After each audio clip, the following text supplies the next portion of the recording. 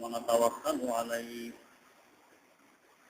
ونعوذ بالله من شرور أنفسنا ومن سيئات أعمالنا من يهده الله فلا مضل له ومن يضلل فلا هادي له ونشهد أن لا إله إلا الله وحده لا شريك له ونشهد أن سيدنا ونبينا ومولانا محمدا عبده ورسوله أرسله بالحق بشيرا ونذيرا وداعيا إلى الله بإذنه وسراجا منيرا صلى الله تعالى عليه وعلى آله وأصحابه وسلم تسليما كثيرا كثيرا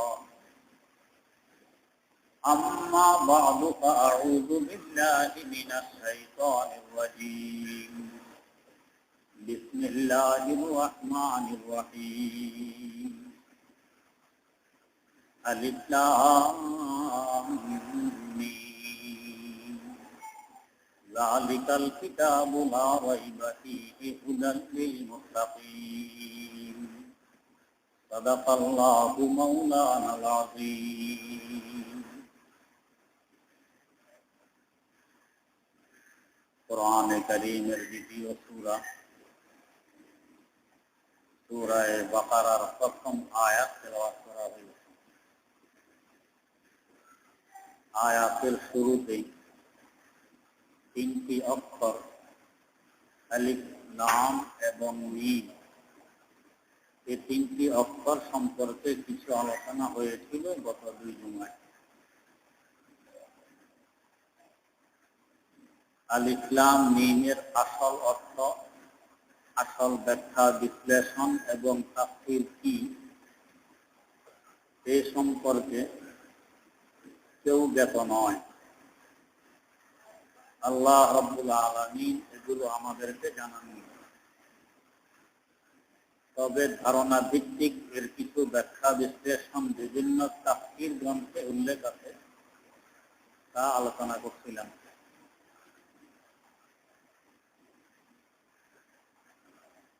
এক ব্যাখ্যা তো ছিল আলিফ লাম মিমকে যদি একসাথে পড়া হয় তার অর্থ হয় আলাম। আলাম মানে ব্যথা, দুঃখ, কষ্ট, মুসিবত এবং দুর্দশা। এ সম্পর্কে কিছু আলোচনা হয়েছিল। এর আরেকটি ব্যাখ্যা এমনও উল্লেখ আছে যে এখানে আলিফ মানে আল্লাহ, লাম মানে জিবরিল আমিন, মিম মানে মুহাম্মদ সাল্লাল্লাহু আলাইহি ওয়াসাল্লাম। তার মানে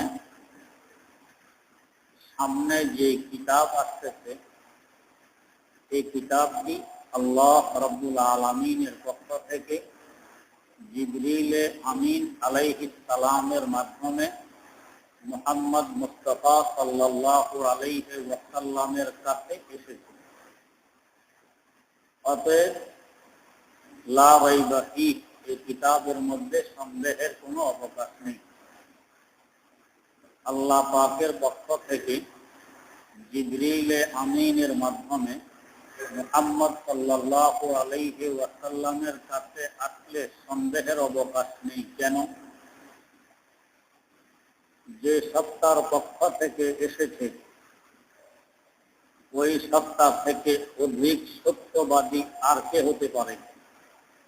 কোরআনে কারীমে উল্লেখ আছে ওয়ামান আসদাকু মিনাল্লাহি কিলা, আল্লাহ থেকে অধিক সত্যবাদী আর কে হবে? অপর আয়াতে আছে আল্লাহ রাব্বুল আলামিন লাইসা বিযাল্লামিন লিল আবিদ, কখনো জুলুম, অতিরঞ্জিত, বাড়াবাড়ি এবং কমাকমি করেন না। ঠিক যে বস্তু যেভাবে থাকা দরকার, রাখা দরকার, ওই বস্তুকে ওইভাবে রাখেন, ওই বস্তু ওইভাবেই থাকে। আল্লাহ রাব্বুল আলামিনের কাছে সন্দেহ হওয়া কিংবা মিথ্যার কোনো ভয় হওয়া, ভুলের কোনো আশঙ্কা থাকা, এর কল্পনাও করা যায় না। ওই সত্তার পক্ষ থেকে এই কালাম এসেছে তার মাধ্যমে, হযরত জিবরিল আমিন আলাইহিস সালামের মাধ্যমে। তার উপাধি আস-সাদিকুল আমিন, যুল কুওয়াতিল মাতিন, অধিক শক্তিশালী এবং সত্যবাদী আমানতদার। হযরত জিবরিল আমিন এমন একটি সত্তা যার থেকে মিথ্যা, বানাওয়াট, ভুলের কল্পনা করা যায় না। তার মাধ্যমে ওহী আসতেছে। কারণ কোন গুরুত্বপূর্ণ সংবাদ কিংবা পরোয়ানা যদি গুরুত্বপূর্ণ ব্যক্তি আরেক গুরুত্বপূর্ণ ব্যক্তির কাছে পাঠাইতে চায়, এই সংবাদটি যার মাধ্যমে পাঠাবে ও ওই পরিমাণ গুরুত্বপূর্ণ হওয়া লাগবে, যাকে তাকে এই সংবাদ দিয়ে পাঠাবেন। রাষ্ট্রপ্রধান কিংবা প্রধানমন্ত্রী একটি সংবাদ পাঠায় স্বরাষ্ট্রমন্ত্রীর কাছে, এই সংবাদটি যাত্রার মাধ্যমে পাঠাবে না, যার উপর রাষ্ট্রপ্রধানের, যার উপর প্রধানমন্ত্রীর 16 আনা আস্থা থাকবে, বিশ্বাস থাকবে, এমন একজন আস্থাবান গুরুত্বপূর্ণ ব্যক্তির মাধ্যমে সংবাদটি পাঠাবে।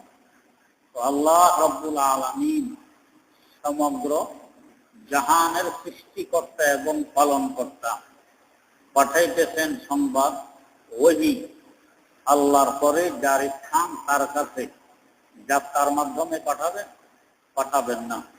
এর জন্য চয়েস করলেন ফেরেশতা কুলের সর্দার হযরত জিবরিল আমিন আলাইহিস সালামকে তার মাধ্যমে পাঠাবেন।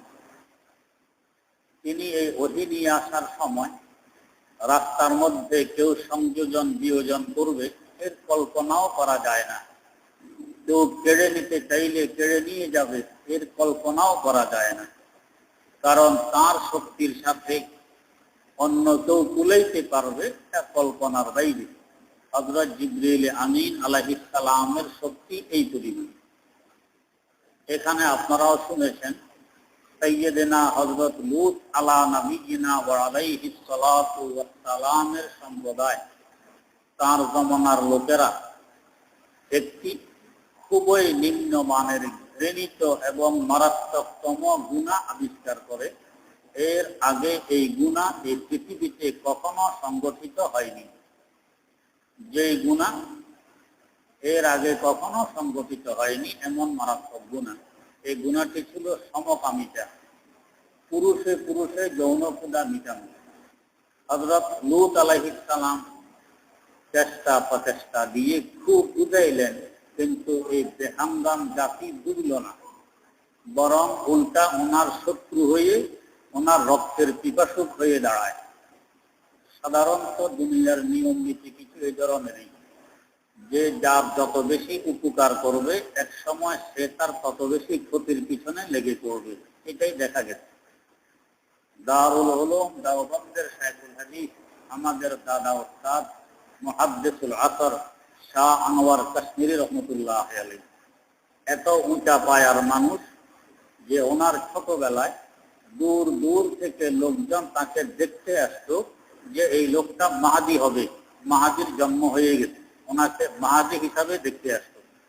ওনার আব্বা বলতেন যে মাহাদির নাম হবে মুহাম্মদ, মাহাদির আব্বার নাম হবে আব্দুল্লাহ, আমার ছেলের নাম হইল আনোয়ার, নাম মোহাম্মদ নয়, আমার ছেলে মাহাদি নয়। লোকেরা মানত না, না এই ছেলেটাই মাহাদি হবে। আন্দাজা করুন ছোটবেলায় কেমন আমল আখলাক হইলে লোকেরা তাকে মাহাদি মনে করতে পারে। এত বড় ব্যক্তিত্বের মালিক একদিন দারুল উলুম দেওবন্দের মাঠের উপর দিয়ে তিনি হেঁটে যাচ্ছেন। একটি গরু বান্ধা ছিল, গরু। তো যাওয়ার সময় গরু দৌড়িয়ে এসে ওনাকে শিং দিয়ে গুতা মারে। উনি গরুর দিকে তাকিয়ে বললেন, গরু, আমি তো তোর কোনোদিন কোনো উপকার করিনি, তুই আমাকে গুতা মারলি কি হিসাবে? একটু পরে ওনার মনে আসছে, তোর উপকার একদিন করছিলাম। তুই এতদিন আগে অমুক জায়গায় বান্দা ছিলি, সব ঘাস তোর খাওয়া শেষ হয়ে গিয়েছিল, তোর কষ্ট হইতেছিল, আমি অনুভব করতেছিলাম। আমি তোর রশির খুঁটা তুলে ঘাসওয়ালা আরেক জায়গায় নিয়ে খুঁটাটি গেড়ে দিয়েছিলাম। তুই কার গরু বাকি এটা আমার দেখার বিষয় নয়। তোর কষ্ট হচ্ছে বিদায়, তোর কষ্ট লাঘব করার লক্ষ্যে আমি তোর খুঁটা আরেক জায়গায় নিয়ে গেড়ে দিই। এটুকু উপকার করে একদিন করেছিলাম। তো ঠিক আছে, তুই যে আমাকে গুতা মারলি এটা এখন বুঝে আসছে, ঠিক আছে। তো বোঝা যায় যার উপকার করবেন তার দ্বারা এক সময় আপনার ক্ষতি হবে। ক্ষতি হবেই নিশ্চয়, তার সাথে বলা যাবে না, তবে অধিকাংশ হয়। তাই আমার আব্বাজান রহমতুল্লাহ আলাই একদিন আমাকে বলেছিলেন যে দেখো, যদি কারোর উপকার করতে চাও, টাকা পয়সা ঋণ দিয়ে হোক কিংবা অন্য কোনো ভাবে হোক, আগে নিজের দিলের দিকে তাকাবে যে এই উপকারের কারণে আমার ক্ষতি হবে, ওই ক্ষতিটা সহ্য করার মতো ক্ষমতা আমার আছে কিনা, যোগ্যতা আছে কিনা। যদি দেখো ওই ক্ষতি সহ্য করার মতো, ওই ক্ষতির সময় ধৈর্য ধরার মতো যোগ্যতা তোমার আছে, তাহলে উপকার করো, তোমার অনেক সওয়াব হবে। আর যদি দেখো যে না, ধৈর্য ধরার মতো যোগ্যতা আমার নেই, ক্ষতি হইলে সহ্য করার মতো ক্ষমতা আমার নেই, পরে আমি তার বিরুদ্ধে গিয়ে করব, তো দরকার নাই বাবা, এখনই তার কোনো উপকার করবা না। তার উপকার করা তোমার উপর তো ফরজ নয়, গুনাহ হবে না, কিন্তু পরবর্তীতে যে তুমি তার ক্ষতির পিছনে লাগবে এতে তোমার গুনাহ হবে। তো কারো উপকার করার আগে নিজের দিলের দিকে তাকাইয়ে চিন্তা করে নাও যে পরে তো ক্ষতি হবে, এটা সহ্য করার মতো ক্ষমতা আমার আছে কি। তো যাই হোক, হযরত লূত আলাইহিস সালাম তো উপকার করতেছেন নিজ জাতির, যে তোমরা এই ঘৃণিততম গুনাহ করতেছ, এই নিকৃষ্টতম গুনায় লিপ্ত আছো, সরে আসো, এতে ওদের উপকার হইত। কিন্তু ওরা উল্টা এদের বিরুদ্ধে করছে। যেমনি ভাবে বর্তমান বিশ্বে সারা বিশ্ববাসীকে সঠিক অর্থে মানুষ হওয়ার জন্য, মানুষের মতো মানুষ হওয়ার জন্য, শান্তি শৃঙ্খলা যাতে বিশ্বে বিরাজ করে এর জন্য সবচেয়ে বেশি চেষ্টা প্রচেষ্টা করতেছেন হযরত উলামায়ে কেরাম, কোরআন এবং হাদিসের মাধ্যমে, বিন্দু মাত্র সন্দেহ নেই। এরপরও দেখবেন বিশ্ববাসী আলেমদের পিছনে পড়ে আছে, যে আজকে এই অপবাদ, কালকে ওই অপবাদ, পরশু এই অপবাদ এদের বিরুদ্ধে আছে। এটা আম্বিয়ায়ে কেরাম আলাইহিমুস সালাতু ওয়াস সালামের যুগ থেকে হয়ে আসতেছে। এই জন্য আলেমরা বিচলিত নয়, এতে আরো খুশি, এদের বিরোধিতার কারণে আমাদের গুনাহ মাফ হয়, আরো ভালো কথা। তো হযরত লূত আলাইহিস সালাম যতই বুঝাইলেন উম্মত বুঝলো না, উল্টা ওনার হত্যার পিছনে পড়তে ওনাকে মেরেই ফেলবে, যে কেন আমাকে এত বুঝায়। শেষমেশ আল্লাহ রাব্বুল আলামিনের পক্ষ থেকে গজব নাযিল হইল। আল্লাহ পাকের নিয়ম সাধারণত কেউ যদি আল্লাহর সাথে বিদ্রোহ ঘোষণা করে, আল্লাহ পাক এত তাড়াতাড়ি গজব দেন না, নারাজ হন না। কিন্তু আল্লাহ রাব্বুল আলামিনের মনোনীত কোনো বান্দা, তার পছন্দনীয় কোনো বান্দার পিছনে যদি কেউ পড়ে, তখন আল্লাহ পাক তার বিরুদ্ধে যুদ্ধের ঘোষণা দেন। হাদিস শরীফে আছে, আল্লাহ পাক বলেন হাদিসে কুদসি, মান আদা লি ওয়ালিয়ান ফাকাদ আযানতুহু বিল হক, যে আমার কোনো পছন্দনীয় বান্দার সাথে যদি কেউ দুশমনী রাখে, আমি তার বিরুদ্ধে যুদ্ধের মাঠে নেমে পড়ি। এই লোকের আর খায়ের নেই, এই লোকের একদিন না একদিন বরবাদি আছে। মুসনদে শরীফে আল্লামা জালালউদ্দিন রুমি রহমতুল্লাহ আলাইহি এই সুন্দর ভাষায় তিনি কথাটি বুঝাই দিয়েছেন। চৌকদা হাতে পর্দা কাসদরাত, চৌকদা হাতে পর্দা কাসদরাত, মায়লা সান্দর তড়না এনে কাঁবরাত, মায়লা সান্দর তড়না এনে কাঁবরাত। আল্লাহ পাক যদি কাউকে বেইজ্জত করতে চান, কারো বরবাদি চান, কারো উপরে গজব নাযিল করতে চান, একে একজন ভালো মানুষের পিছনে লাগাইয়া দেয়। এখন সে ভালো মানুষটার বদনামি করে বেড়ায়, ভালো মানুষের বিরুদ্ধে চলে, ভালো মানুষের ক্ষতি করার চেষ্টায় লিপ্ত থাকে। তো যখন দেখবা কাউকে কোনো ভালো মানুষের পিছনে লাগবে, তো বুঝবা যে আল্লাহর গজব তার উপরে আসতেছে, এ ধ্বংস হয়ে যাবে, হালাক হয়ে যাবে। নিজের বেলায় তো আল্লাহ পাক ধৈর্য ধরেন, কিন্তু তার পছন্দনীয় বান্দাদের বেলায় ধৈর্য ধরেন না, এখানে গজব দিয়ে দেন। তো হযরত লূত আলাইহিস সালামের বিরুদ্ধাচরণ যখন তার গোত্র শুরু করে, আল্লাহ রাব্বুল আলামিনের গজব নেমে আসে। আগুনের বৃষ্টি বর্ষিত হয়, এরপরে পাথরের বৃষ্টি বর্ষিত হয়। এখান থেকে বোঝা যায় যারা এই ধরনের ব্যভিচারে লিপ্ত হয় এদের শাস্তি আল্লাহ পাকের পক্ষ থেকে নির্ধারণ করা হয়েছে, এদেরকে পাথর মেরে হত্যা করে দাও। বান্দা যদি না করে তো আল্লাহর পক্ষ থেকে পাথরের বৃষ্টি নাজিল হয়, ওই পাথরে তারা ধ্বংস হয়ে যায়। কিন্তু এই যুগে হয় না। আমাদের নবী রহমতুল্লিল আলামিন সাল্লাল্লাহু আলাইহি ওয়াসাল্লাম আল্লাহ পাকের কাছে দোয়া করে গেছেন যে আল্লাহ আমার উম্মতকে আগেকার জমানার উম্মতের ন্যায় গজব দিয়ে একসাথে ধ্বংস আর হালাক করে দিও না। ওই দোয়ার বরকতে এই অবস্থা আমাদের হয় না, কিন্তু ভিতরে ভিতরে অন্য ধরনের গজব হয়ে যায়, হয়তো আমরা বুঝিনি। লূত আলাইহিস সালামের গোত্রের উপর গজব নাযিল হইল, পাথর বর্ষিত হইল। এরপরও আল্লাহ পাকের গোসা থামল না। আল্লাহ পাক হযরত জিবরিল আমিনকে পাঠাইলেন, তিনি এসে তার পাখা মেরে এদের পুরা বস্তি উপরে তুলে নিয়ে গেলেন। বস্তিটি লম্বা ছিল প্রায় 50 মাইল এবং চওড়া ছিল 11.5 মাইল। 11.5 মাইল চওড়া, 50 মাইল লম্বা একটি বস্তি। পুরা বস্তিকে একেবারে অনেক উপরে নিয়ে উল্টা করে ধাক্কা মারলেন নিচের দিকে, মানুষ টানুষ সহ। ওনার ধাক্কায় পুরা বস্তি এত নিচে চলে গিয়ে একটি সাগরে পরিণত হয়ে গেছে। ওই সাগরের পানির পিচ সাধারণ সাগরের পানির পিচ থেকে প্রায় 1300 ফুট নিচে, এত গভীরে চলে গেছে এক ধাক্কায়। এই সাগরকে বর্তমান বিশ্ববাসী মরুসাগর বলে, ডেড সি বলে, আল বাহরুল মাইয়িত বলে। আরবিতে বলে আল বাহরুল মাইয়িত, আর বাংলায় বলে মরুসাগর কিংবা মৃত সাগর। এই সাগর ছিল লূত আলাইহিস সালামের ওই বেহামদান গোত্রের পুরা বস্তি। বস্তিটা এখন সাগর। আল্লাহ পাক যেন কিয়ামত পর্যন্ত আনেওয়ালা বান্দাদেরকে বুঝাই দিলেন যে এই নিম্নমানের কাজ করার কারণে এদের বস্তিটা তো আমি এত নিচু করে দিয়েছি যে সাধারণ সাগরের পিঠ থেকে এই সাগরের পিঠ 1300 ফিট নিচে নেমে গেছে। বিশ্ববাসী দেখে যাতে ইবরত হাসিল করে, শিক্ষা গ্রহণ করে।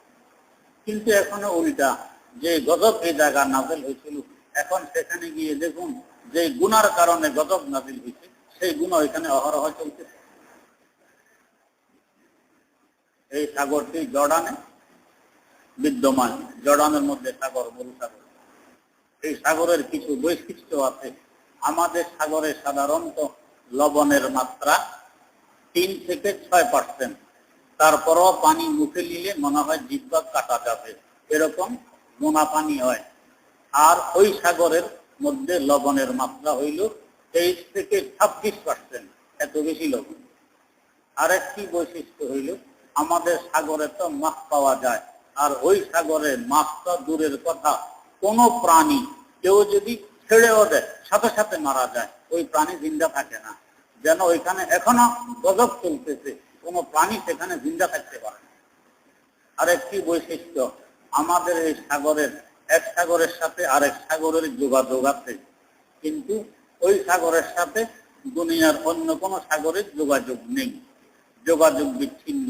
কারণ একটি বস্তি নিচে করে দিয়ে সাগর বানানো হয়েছে, যোগাযোগ থাকবে কোথা থেকে? আরেকটি বৈশিষ্ট্য, ওই সাগরের পানি দেখতে খুব স্বচ্ছ এবং পরিষ্কার দেখা যায়। আপনি গোসল করতে নামবেন তো এক জাতীয় রাসায়নিক বস্তু আপনার শরীরে চিমটে থাকবে, সাবান শ্যাম্পু দিয়ে পরিষ্কার করা কঠিন হয়ে যায়। আরেকটি বৈশিষ্ট্য, আমাদের খাল বিল নদী নালা এবং সাগরে দেখবেন কিছু কিছু গাছের জন্ম হয়, ঘাসের জন্ম হয়, কিছু জঙ্গলের জন্ম হয়, বিভিন্ন ধরনের। কিন্তু ওই সাগরে এ পর্যন্ত কোনো উদ্ভিদ, কোনো ঘাস উদিত হয়নি। গজবের জায়গা, উদিত হবে কোথা থেকে?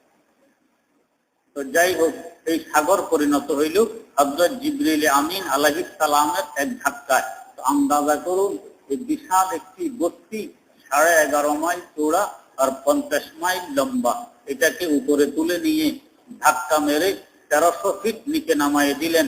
কি পরিমাণ শক্তি থাকলে পরে তা সম্ভব হয়? এই শক্তির মালিক হযরত জিবরিল আমিন আলাইহিস সালাম। এমন শক্তিশালী একজন ফেরেশতার মাধ্যমে আল্লাহ পাক ওহী পাঠাইলেন। এখানে কেউ আসার পথে কেড়ে নিয়ে যাবে, কিছু যোগ দিয়ে দিবে, এটার কল্পনাও করা যায় না। এবং এর পাশাপাশি তার সাথে আরো হাজার হাজার ফেরেশতা সাথে আসতো এই ওহীর সম্মানার্থে। এত ফেরেশতা চতুর্দিকে থাকা অবস্থায় মধ্যখান দিয়ে শয়তান কিংবা অন্য কেউ কিছু ওহী নিয়ে যাবে, কিছু যোগ দিয়ে দিবে, এর কল্পনা সম্ভব নয়। যে হাজার হাজার ফেরেশতা থাকতেন, এদের একটি আওয়াজও হইত। ওহী কিভাবে নাযিল হয় এর আলোচনা বুখারী শরীফের প্রথম অধ্যায়ে বিস্তারিত আছে। তার মধ্যে ওহী সাধারণত 6 ধরনের নাযিল হইত, 6 প্রকারের। এক প্রকার ওহী ছিল যে ওহী আসার সময় হুজুরের চেহারার আশেপাশে মৌমাছি যেরকম গুনগুন করে এরকম গুনগুন আওয়াজ শোনা দিত। হযরতে সাইয়্যিদানা ওমর ফারুক রাদিয়াল্লাহু তাআলা আনহু বর্ণনা করেন যে হুজুরের কাছে ওহী আসলে আমরা যারা চতুর্পাশে থাকতাম হুজুরের চতুর্দিক থেকে মৌমাছির গুনগুন আওয়াজের মতো আওয়াজ শোনা দিত। এই আওয়াজটি কিসের, এই নিয়ে বিস্তারিত আলোচনা বুখারী শরীফের বিভিন্ন ব্যাখ্যা গ্রন্থে আছে। তার একটি মত হইল যে সাথে যে হাজার হাজার ফেরেশতারা আছে এদের বিড়াবিড়ি খসাখসির আওয়াজ, এটা মৌমাছির গুনগুন আওয়াজের মতো শোনা দিত। তো এত ফেরেশতা একসাথে থাকলে পরে কি করে সম্ভব হয় যে কিছু ওহী নিয়ে যাবে বা কিছু যোগ দিয়ে দিবে? আবার কোন কোন মতে যে ফেরেশতারা আসেন ওনারা উড়ে আসেন, উড়ার জন্য তাদের পরপাখা আছে। ওই পরপাখার আওয়াজ দেখবেন, পাখির ঝাঁপ যখন উড়া মারে তো এদের পাখার একটা আওয়াজ হয় একসাথে। তো এরকম ফেরেশতাদের ওই আওয়াজটা মৌমাছির গুনগুনাহাট আওয়াজের মতো শোনা যেত, তাদের পরপাখার আওয়াজ। তো যাই হোক, এত হাজার হাজার ফেরেশতা চতুর্পাশে থাকা অবস্থায় ওহীর মধ্যে সংযোজন বিয়োজন ঘটবে, এটার কল্পনা করা যায় না। যার পক্ষ থেকে এসেছে সেখানে সন্দেহের কল্পনা নেই, যার মাধ্যমে এসেছে এখানেও সন্দেহের কল্পনা নেই। আলিফ লাম মিম, আল্লাহ পাকের পক্ষ থেকে জিবরিল আমিনের মাধ্যমে আসলো কার কাছে? মিম মানে মুহাম্মদ সাল্লাল্লাহু আলাইহি ওয়াসাল্লাম, হযরত মুহাম্মদ সাল্লাল্লাহু আলাইহি ওয়াসাল্লামের কাছে। এখানে আসার পর তিনি কিছু যোগ দিবেন, কিছু বিয়োগ দিবেন, এটাও সম্ভব নয়। কারণ ওহী তো তিনি পেয়েছেন 40 বছর বয়সে উপনীত হওয়ার পর। এই 40 বছর বয়সে তিনি কখনো কারোর কথার সাথে যোগ দিয়ে অন্য কাউকে বলছেন বা কারো কথা থেকে বিয়োগ দিয়ে অন্য কাউকে বলছেন, এমন একটি ঘটনাও ঘটেনি। তাই মক্কার সমস্ত কাফেররা, মুশরিকরা, ইহুদিরা, খ্রিস্টানেরা একমত ছিল যে এই লোকটি আস-সাদিকুল আমিন, আমানতদার এবং সত্যবাদী। হুজুরকে সকলে আল আমিন বলতো। আল আমিন মানে আমানতদার, বিন্দু মাত্র নড়বড় হয় না, খেয়ানত হয় না। এমন এক সত্তার কাছে ওহী এসেছে, এখানেও সন্দেহের অবকাশ নেই। দ্বিতীয়ত, মানুষ সাধারণত মিথ্যা কখন বলে? মিথ্যা বলে যদি কারো বংশ বুনিয়াদ না থাকে। মিথ্যা ধরা পড়লেই কি আসবে আজ যাবে, ধরা না পড়লে কি আসবে আজ যাবে। সম্ভ্রান্ত পরিবারের কোন লোক মিথ্যা বলতে গেলে আগে চিন্তা করবে যে আমার বংশের একটি ঐতিহ্য আছে, আমাদের বংশের ভিন্ন ধরনের একটি সম্মান আছে, এলাকায় তার একটি ভিন্ন ওয়েট আছে। এখন যদি আমি মিথ্যা বলি আর ধরা পড়ি তো আমার বংশের ইজ্জত শেষ, আমার বংশ এর কলঙ্ক হিসাবে আমি চিহ্নিত হয়ে যাব। এই ভয়ে সাধারণত সম্ভ্রান্ত পরিবারের লোকেরা মিথ্যা বলে না। আর যারা নিম্নমানের, মিথ্যা ধরা করলে কি না করলে কি, এটাকে মোটেও বেইজ্জতি মনে করে না, এরা সাধারণত মিথ্যা বলে। এই হিসাবে তাকাইলে সারা বিশ্বের শ্রেষ্ঠতম খানদান, শ্রেষ্ঠতম বংশ কুরাইশ বংশ। ওই বংশের যত শাখা প্রশাখা আছে এর মধ্যে হাশেমি শাখা সবচেয়ে বেশি সম্ভ্রান্ত, সবচেয়ে বেশি ভদ্র। হাশেমি শাখার মধ্যে আবার মুত্তালিবী শাখা সবচেয়ে বেশি ভদ্র, সবচেয়ে বেশি নম্র। এর থেকে ভদ্র, নম্র, এর থেকে সম্ভ্রান্ত কোন খানদান এই পৃথিবীতে আসেনি, আসবেও না। ওই খানদানে জন্মগ্রহণ করেন হযরত রাসূল আকরাম সাল্লাল্লাহু আলাইহি ওয়াসাল্লাম। তাই কোন বুজুর্গ বলছেন, দিল মেরা তসফিরো কিয়া এক আরবী নে, দিল মেরা তসফিরো কিয়া এক আরবী নে, মক্কি মদনী হাশমি ও মুত্তালিবী নে, মক্কি মাদানী হাশেমি ও মুত্তালিবী নেই। যে এমন এক ব্যক্তিত্বের মালিক যিনি মক্কায় মুকাররমার, যিনি হাশেমি বংশের, যিনি মুত্তালিবী বংশের, তো এই লোকটা আমার দিলকে তো একেবারে কেড়ে নিয়ে গেছে। নিয়ে যাওয়ারই তো কথা, যে যার বংশ এরকম। অতএব এমন বংশের লোক থেকে মিথ্যার সন্দেহ করা যায় না। তাই ওহির সাথে তিনি কিছু যোগ দিয়ে দিবেন, এই সন্দেহ এখানে নেই। আরেক কথা, সাধারণত যারা বড় শিক্ষিত, উচ্চ শিক্ষিত, এরা মিথ্যা কম বলে। তার শিক্ষার একটা আসর এবং প্রভাব আছে, তার শিক্ষা তাকে মিথ্যা বলতে দেয় না। আর যারা সাধারণত শিক্ষিত নয়, মূর্খ চূর্খ, এরাই মিথ্যা কথা বেশি বলে। আমরাও দেখি আমাদের সমাজও এই অবস্থা। তো এই বিশ্বে যত শিক্ষা আছে, যত বড় বড় শিক্ষিত আছে, সব বড় বড় শিক্ষিতের বড় শিক্ষিত হযরত রাসূল আকরাম সাল্লাল্লাহু আলাইহি ওয়াসাল্লাম। এর থেকে বড় শিক্ষিত পৃথিবীতে জন্ম নেয়নি, নিবেও না। তিনি সবচেয়ে বড় শিক্ষিত ছিলেন। কি পরিমাণ শিক্ষা তার ছিল এখানে একবার বর্ণনা করা হয়েছিল। আল্লামা বুসিরি রহমতুল্লাহ আলাইহি তিনটি দৃষ্টান্ত দিয়ে তার শিক্ষার পরিধি বোঝানোর চেষ্টা করছেন। আসলে তো তার শিক্ষার পরিধি নেই, অসীম শিক্ষার মালিক তিনি, এত বড় শিক্ষিত। নিজে বলতেন, উতীতু ইলমাল আউয়ালিন ওয়াল আখিরিন, আমার আগের এবং পরে যত শিক্ষা এই জগতে এসেছে এবং আসবে সবকিছু একা আমাকে দেয়া হয়েছে।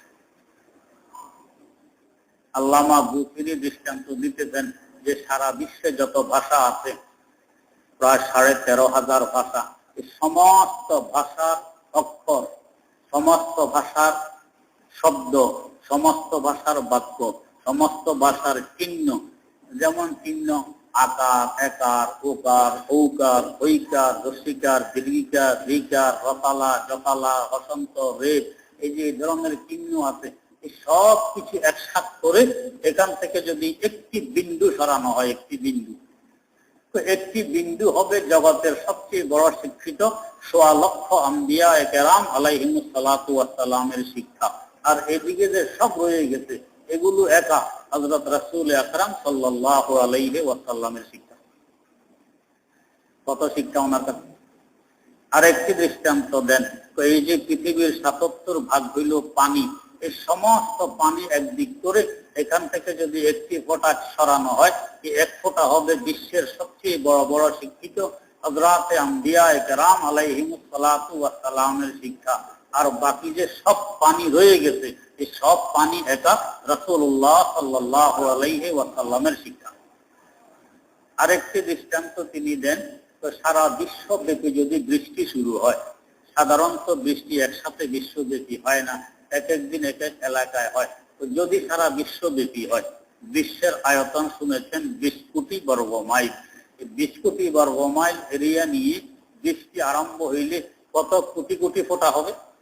তো এই কোটি কোটি ফোঁটা থেকে একটি ফোঁটা যদি ভিন্ন করা হয়, এই এক ফোঁটা হবে জগতের বড় বড় শিক্ষিত হযরতে আম্বিয়া কেরাম আলাইহিমুস সালাতু ওয়াস সালামের শিক্ষা। আর যে কোটি কোটি ফোঁটা রয়ে গেছে, এগুলো সব একা হযরত রাসূল আকরাম সাল্লাল্লাহু আলাইহি ওয়াসাল্লামের শিক্ষা।